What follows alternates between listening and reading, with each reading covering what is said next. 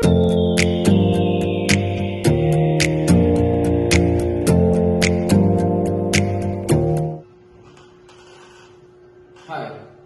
do you know who shaped me to who am I today?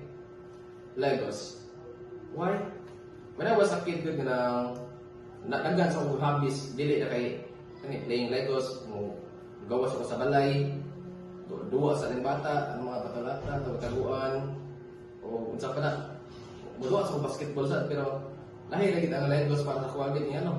First, maka-learn tag patience sa once gani ka nang natay paano na gusto nga i-build isang puno na balay hindi sakinan pag gina ng step by step gina ang process na para mapurma mo na. Second is critical thinking. Ano, once game mo do ang Lego magamit gina yung imagination kung na gusto pormahon unsa klase mo pagkaduwa sa Lego na. And lastly, it help us to learn new things by exploring good na makakat-or sa itong kagalingan o gamit sa kinakaroon. So you mentioned a while ago that Lego really helped in shaping who you are today. Could you give us some reasons as to why?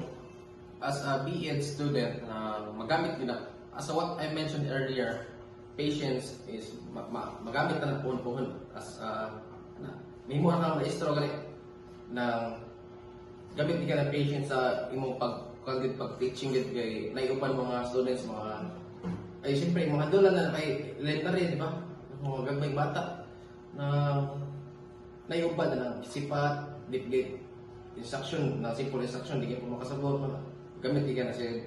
So it really helps no nga kanang students ay as a teacher kay na-educate as pasensya nga para maka-learn og dali ang mga students. All right. In conclusion, playing Lego is a part of who am I today.